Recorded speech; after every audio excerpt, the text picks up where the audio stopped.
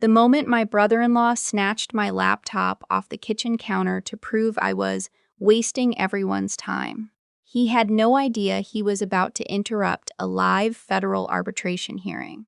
I still remember exactly what his face looked like when the voice on the screen said, "Counsel, who has just entered the session?" Not a telemarketer, not a Zoom happy hour. The Deputy General Counsel of the United States Department of Labor. My brother-in-law's hand went so slack the laptop nearly hit the tile floor. But I'm getting ahead of myself. My name is Sloan. Wait, no. My name is Vera. No, let me start over. My name is June. I am 32 years old. And for the better part of a decade, my sister's husband has referred to me, in front of my own family, as the one who couldn't figure it out. It was Christmas Eve at my parents' house in Naperville, Illinois.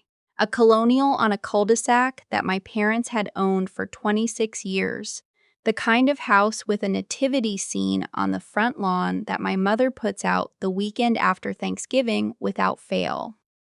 The kind of house that smells like pine and Pillsbury crescent rolls and my dad's old flannel shirts. The kind of house that used to feel like the safest place on earth before my sister married Chad. Chad Mercer was 41 years old, had a firm handshake that he deployed the way other men deployed a weapon, and genuinely believed that every room he walked into was waiting for him. He was in commercial real estate. He talked about it the way some men talk about having survived a war. He had a podcast with 11 listeners, 3 of whom were probably bots. He called himself an entrepreneur.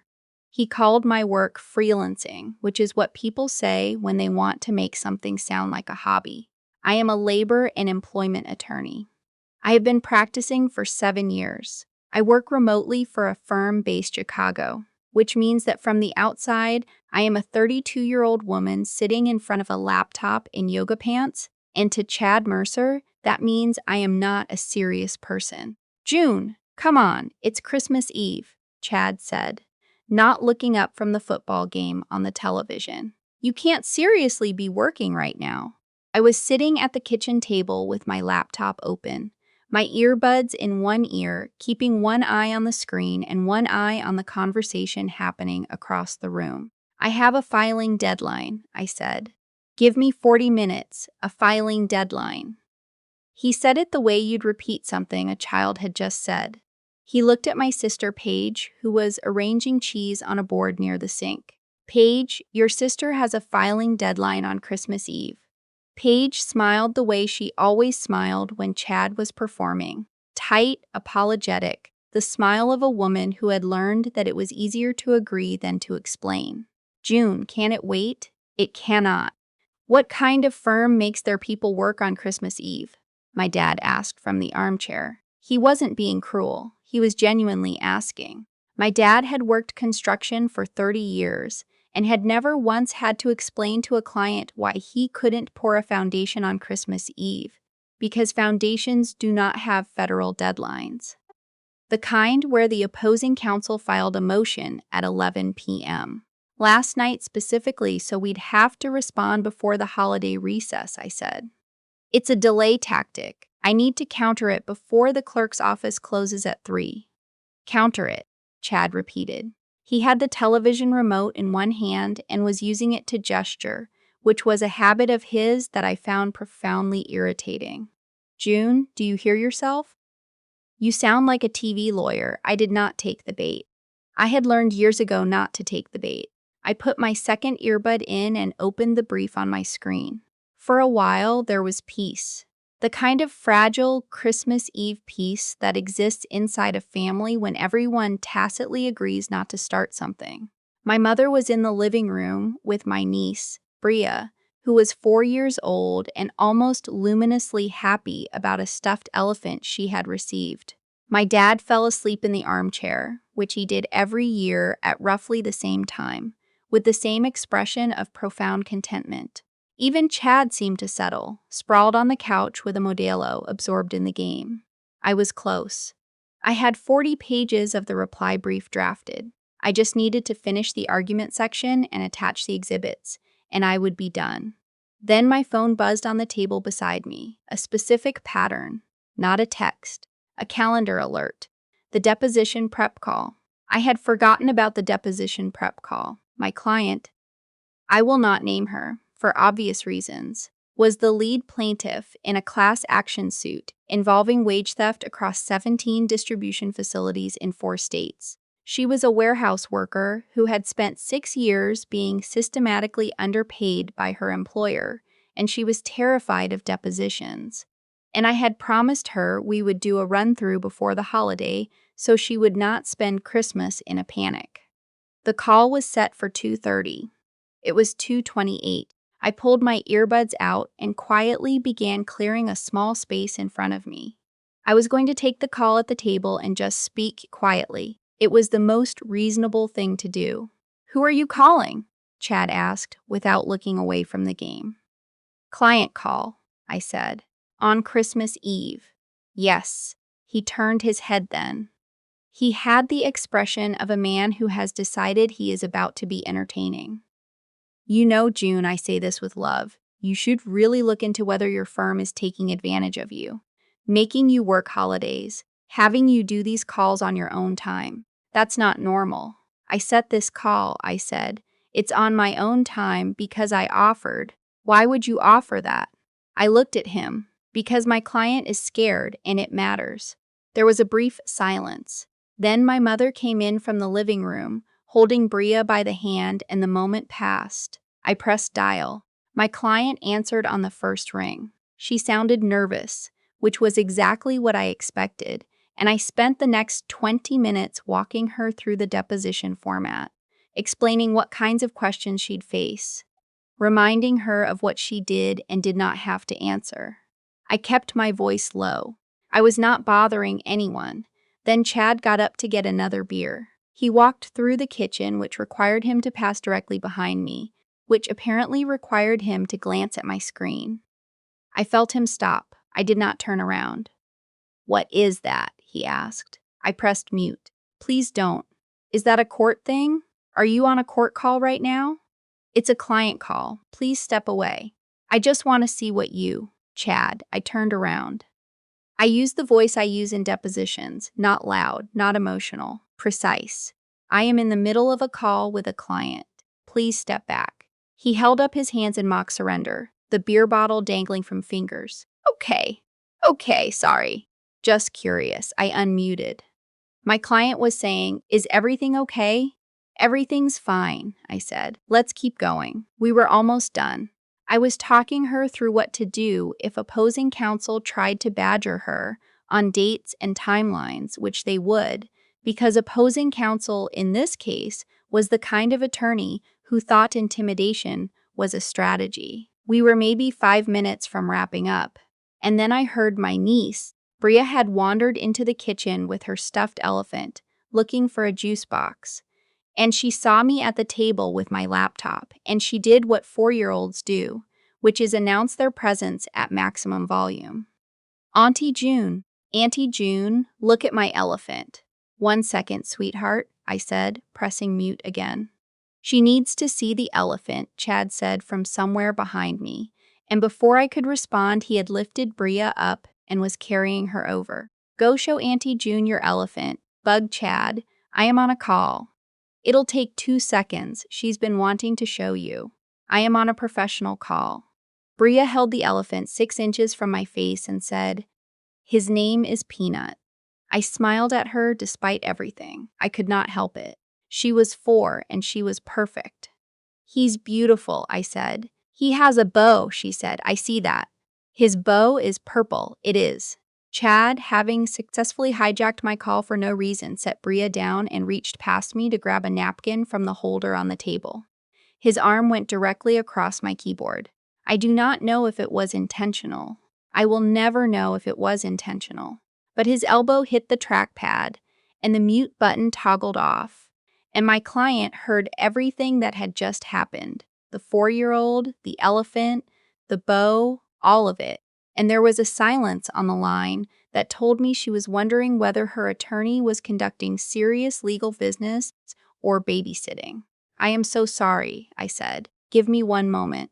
I stood up, picked up the laptop, and moved toward the hallway. Chad said, Where are you going? Dinner's in an hour. I need 5 quiet minutes, I said. June.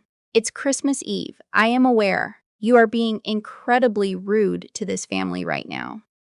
I stopped walking. I turned around.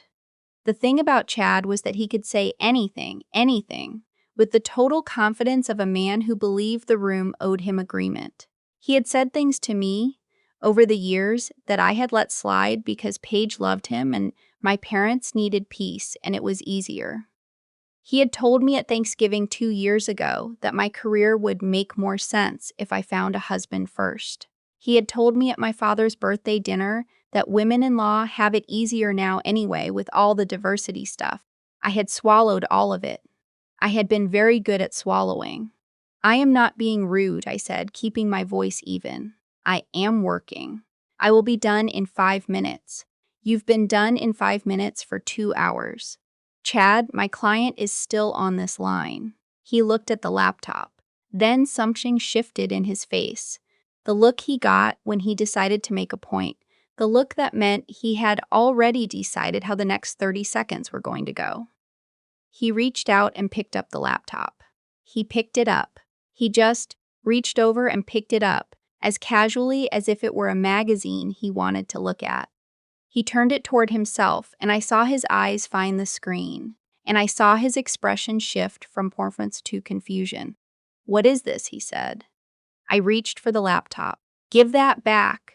Is this a Zoom call? He squinted at the screen. Why does it say use steel case no? What does that mean? Give me the laptop, Chad. My client said something. I could hear her voice, tinny and small, coming from the speaker. Chad brought the laptop closer to his face. He was reading the screen. He saw the case caption. He saw my client's name. He saw the exhibit files I had open. Is this a federal case? He said. And for the first time, there was something in his voice that was not mockery. It was a question he was genuinely asking. Put the laptop down. He did not put the laptop down. He was still reading. And then the voice came through the speaker, not my client this time, but a third voice, because what Chad did not know, what he could not have known, was that the deposition prep call was also being monitored by the supervising partner at my firm, which was standard procedure for class action prep sessions, and that supervising partner had been on the line the entire time, muted, listening. She was no longer muted. Excuse me, said the voice on the speaker. It was calm. It was clear. It was the voice of a woman who had been practicing employment law for 30 years and had spent the last 45 minutes listening to my brother-in-law talk over a federal attorney on Christmas Eve. This is Renata Cole, Suffering Partner at Hartwell and Associates. I'm representing the plaintiff class in Cole v. Meridian Distribution. Who am I speaking with? Chad froze. It was not a dramatic freeze. It was not a movie freeze. It was the specific, quiet freeze of a man whose brain has just caught up to his hands. He looked at the laptop. He looked at me. He looked at the laptop again. He started. He cleared his throat. He tried again. I'm Chad Mercer. I'm Mr. Mercer, my partner said. You have just interrupted a privileged attorney-client communication in an active federal labor case. Do you understand what that means? The color went out of his face in a way that reminded me, absurdly, of a time-lapse video of a flower dying. Not a sudden drain, a gradual, awful fade. I was just. He looked at me again. I could see him searching my face for something. Permission to laugh it off, maybe. Permission to make it into another joke. I didn't know she was on a federal, Mr. Mercer, my partner said, and her voice was the same temperature it always was, which was approximately 40 degrees. I have been listening to this session for the past 47 minutes. I am aware of the circumstances. I need you to set the laptop down on a flat surface, step away from it, and not speak again until I am finished. Can you do that? He set the laptop down. He stepped back. He did not speak. My partner asked me very calmly if I was all right, and I told her I was. She asked my client if she was all right, and my client said she was, in a voice that suggested she was going to have a story to tell for the rest of her life. My partner then said that given the interruption, we would reschedule the remainder of the prep session and that she would be following up with me separately. She said this last part in a tone that meant something specific, and I understood what it meant, and I would deal with it later. Then she said, "Mr. Mercer." Chad's head came up. Interfering with attorney-client privilege in an active federal proceeding is not a trivial matter. I would strongly suggest you consult with your own counsel before the new year. I also suggest you spend some time considering what the word professional actually means. Have a good evening. The call ended. The kitchen was very quiet. My mother was in the doorway. I did not know when she had come in. She was holding a dish towel and she was looking at Chad with an expression I had not seen on her face before. Or maybe I had, and I had not wanted to name it. Paige was behind her. Bria was on the floor in the living room, having lost interest in all of us the moment no one would look at her elephant anymore. Chad was standing with his back against the counter, his beer bottle held loosely in one hand, and he was looking at a spot on the floor somewhere to the left of my feet. "I didn't know," he said, finally, quietly. I looked at him for a long moment. "I know you didn't," I said. "You never do." I closed my laptop. I picked it up. I walked to the guest room where I had put my bag, and I sat on the edge of the bed and I held my phone in my hands for a little while without doing anything with it. My hands were steady.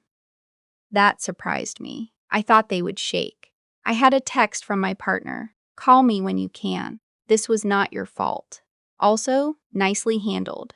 I had a text from my client. "I'm sorry about your family. Also, I feel so much better about the deposition now. Your boss is terrifying." Compliment.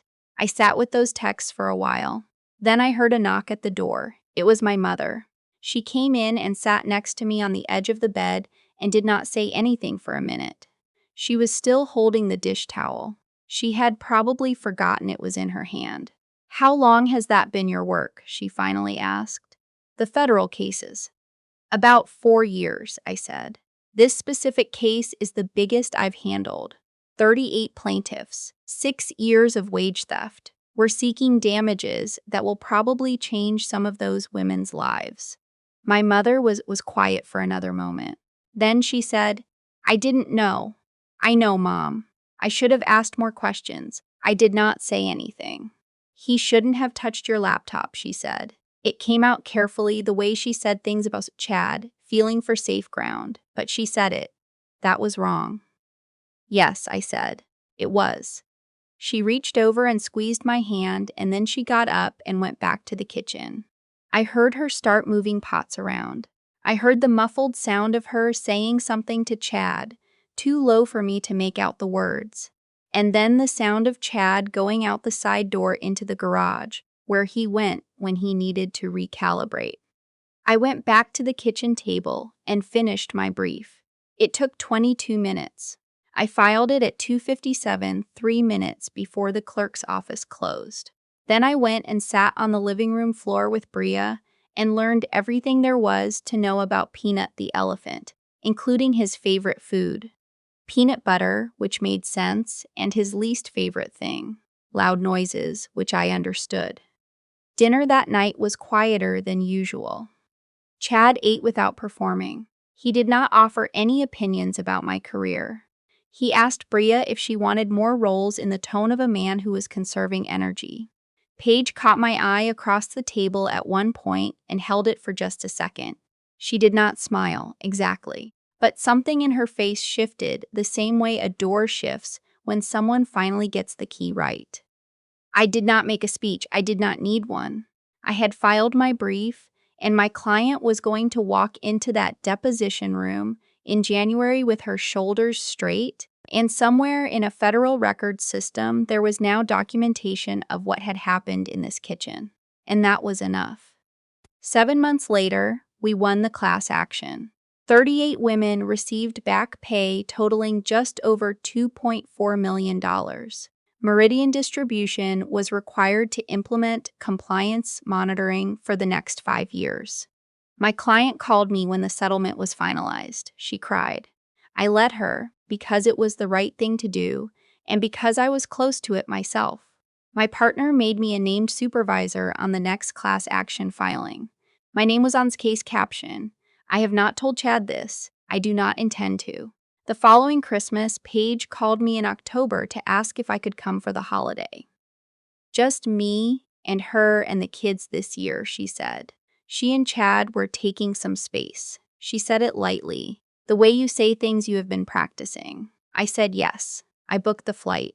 I sat on the living room floor with Bria and her elephant, Peanut, who now had 3 different bow colors and a small fabric hat. Bria explained the hat in great detail. I did not bring my laptop. The cases were filed. The work was done. There was nothing left to prove, and no one left to prove it to. There is a kind of silence that comes after you stop explaining yourself to people who were never going to understand anyway.